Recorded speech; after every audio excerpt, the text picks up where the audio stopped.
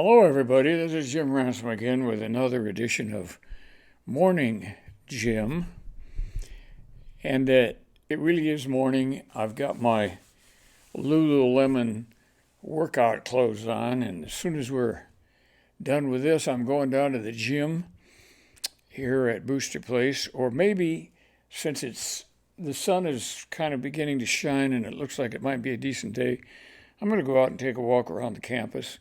That's about a mile, and not a bad amount of exercise for an 84-year-old.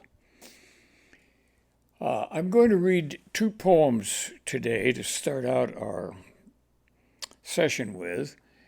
One of them is from my friend Ruth who has written the book Valentine, and this is a poem from Valentine.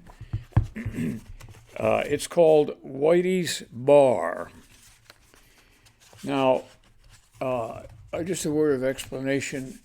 Whitey's was a real old-time bar and restaurant near the Pentagon in Washington, D.C., which was torn down a few years ago when the young people that used to inhabit that area moved on to new quarters. But here's Whitey's Bar by Ruth Moss. You took me to our favorite sordid redneck bar that day in the rain, not caring that the umbrella hit my head. I was too tall, and rain would spot your beautiful leather jacket, you said. Inside, with a facade of constrained class, the mounted deerhead gave me the eye from his fly-specked wall. Did he laugh? I wonder, or cry, as you tore out my heart and placed it next to the empty glass. I was brave, will you listen to me? 2 tears and mascara when you murmured, good things come to me when I'm cool.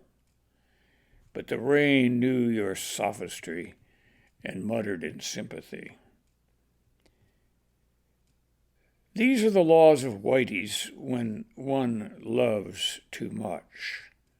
Another drink would have helped, or a gut punch. Can I tell you the deerhead winked? But you drove me home then.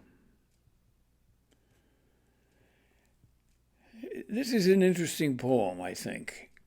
It's about a rather narcissistic guy who takes his girl out on a date to Whitey's Bar, which was at the time kind of a funky little out-of-the-way place in the Washington, D.C. suburbs. And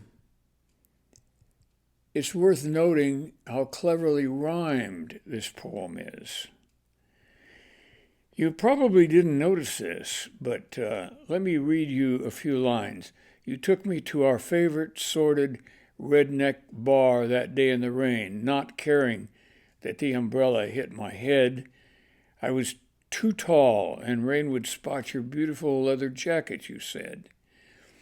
Well, get the red from redneck, not, head, spot, said, and on through the poem, the rhymes are all there, but rather subtle. In the second stanza, it says, I was brave, will you listen to me? 2 tears and mascara when you murmured, good things come to me when I'm cool. But the rain knew. The second line, you, and the fourth line, knew your sophistry and muttered in sympathy.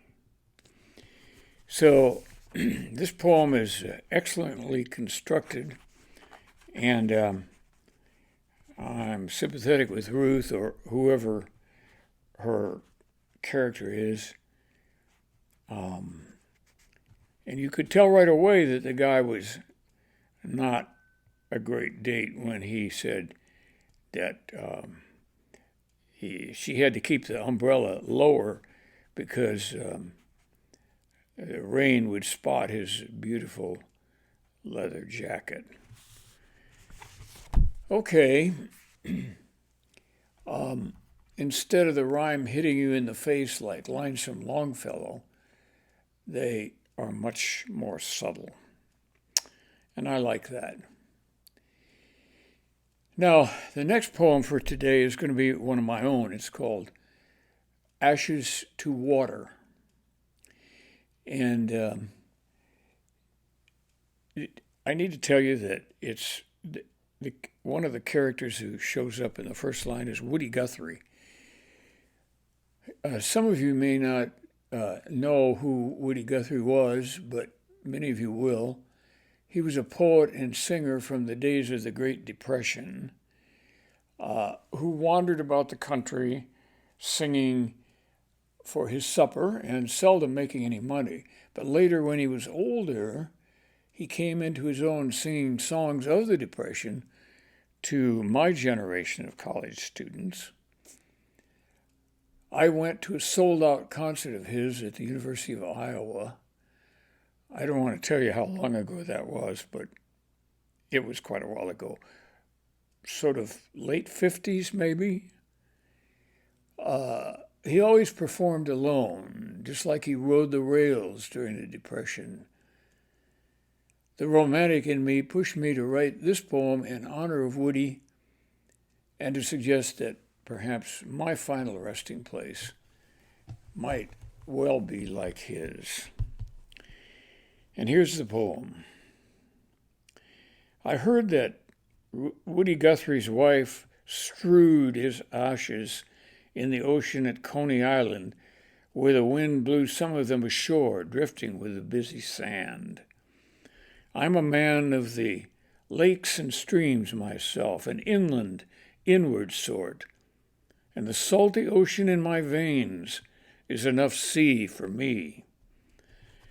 So here's my prescription. Take a rightful portion of my lingering thoughts and mineral remains to my great love, and mix a goodly portion of hers with mine, and then together let them drift in the lake beside the prairie shore, in view of the tall porch where we took the measure of the sky, and saw the lightning strike the blue stem through the sweeping squall, and sat there when the rainbows, two of them at once, bloomed over the chill, still waters, after the wind and clouds moved on, after the rain and the rattling hail were done.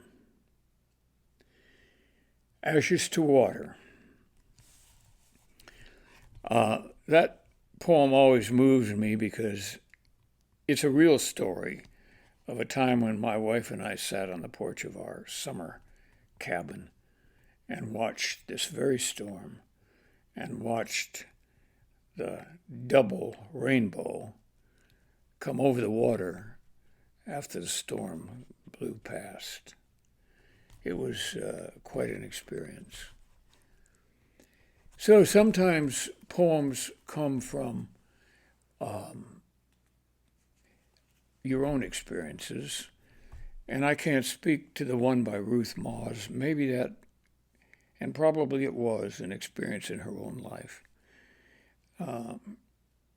But mine certainly was. Okay, well, I think it's time for a little humor. You know, we usually have a little humor in our sessions together, and I'll start out with my coffee cup here. You'll notice what it says on the cup. This is a gift from my grandkids. Too old for Snapchat and too young for Life Alert. That's me if there ever was a good description. Okay. Now, the corona quarantine has been something that's driven a lot of people indoors, and for some of them, this has been a tough go. Here's a joke from Harvey Hillen. He's been a friend of mine for many, many years. And he's now an Episcopal priest, actually, and he has churches out in western Kansas. And the isolation out there, even without a quarantine, is something that a lot of people get used to. But in this story, the man says, "This corona quarantine has given my wife Alzheimer's. She can't remember what she ever saw in me." Yeah. Now, here's another one where a man and a wife have an exchange of questions and answers, and the wife says, "Did I get fat during the quarantine?" And the husband says, "Well, honey, you were never really that skinny." And the next part of the story is the coroner's report. It says, time of death, 26/4/20, 11:31 a.m., cause of death, coronavirus. Okay. Now, once you get through laughing at those, I want to have a little more serious part of your attention. And we're going to have a morning gym essay today. And this is by request, and it's also about the coronavirus. My son-in-law said that we needed to have some update on the production of a vaccine to protect us against the Chinese virus. My comments arise from my experience as a board-certified allergist and immunologist for 50 years, including having participated in 10 or so formal drug studies approved by the FDA and carried out in our office by some special nurses that we hired just to do drug studies and to do them correctly according to the protocol. Now, the federal government has provided more than $1 billion to help the companies that are furthest along the path in developing a vaccine, so they can set up manufacturing lines in parallel with the vaccine testing. This means that literally years are being saved off the time that it would take to get the vaccine to you, since most drug companies won't themselves invest in manufacturing until a vaccine is approved by the FDA. There are at least 10 companies working on vaccines, but Moderna and Pfizer, the most advanced in testing, both have more than 1 million doses of their vaccines already packaged up and ready for immediate use once the FDA approves their products. Trials, at least from Moderna, are already done this month. This trial involves 30,000 subjects, 15,000 getting the active drug, and 15,000 getting the placebo. Sounds like a study that ought to prove something. So what's wrong with this picture? What's wrong is that the FDA, in my opinion, is causing the trial to be prolonged. Ordinarily, in a drug study, the placebo group is only 1/3 of the total group, the other 2/3 being the active drug receivers. Recruiting for this kind of study is much easier. There's a 2/3 chance of getting the active drug when you don't have a 50-50 arrangement. Especially in the case of a pandemic, the entire population could easily serve as a control group. We wouldn't have to recruit a formal control group. We would not need to give the vaccine to kids. We know they don't often get sick. We now know, and these are facts that were just published in the October 6th edition of the Wall Street Journal, the exact percentages of men and women who get the disease and die of it in each age group, all the way to 85 plus. So all you need to do is just compare the results of age-grouped vaccine patients with randomly selected people in those same age groups from the general population, and you've got your result. And you've got it much faster than by using the current routine for phase 3. This could have been done much more quickly with a test group of 20,000 people, all getting the active drug, and the control group with no formal placebo group, just being members of the regular population. Because remember, we're all at risk.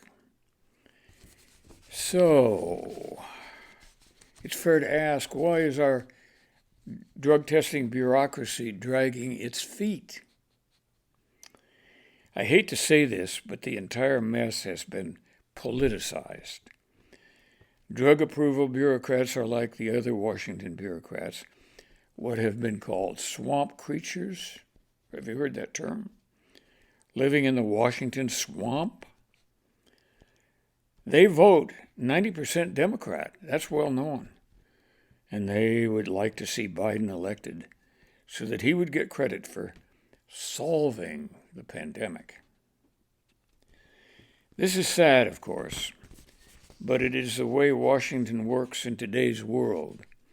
The political needs of Washington take precedence over the welfare of the American public. In fact, to a large extent, that is why Trump was elected in the first place, to try to end partisan manipulation. Do you remember Lois Lerner, the Internal Revenue Service employee who wouldn't give any 501c charitable designations to any church or other conservative charities during her term in office? She was fired but never prosecuted for this unseemly behavior. But one of the laws of politics, I guess, is that bad behavior in Washington repeats itself.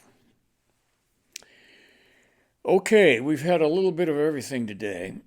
I hope I haven't made too many people mad, but I thought that you might need an alternative opinion about vaccine development and why you haven't been offered any so far.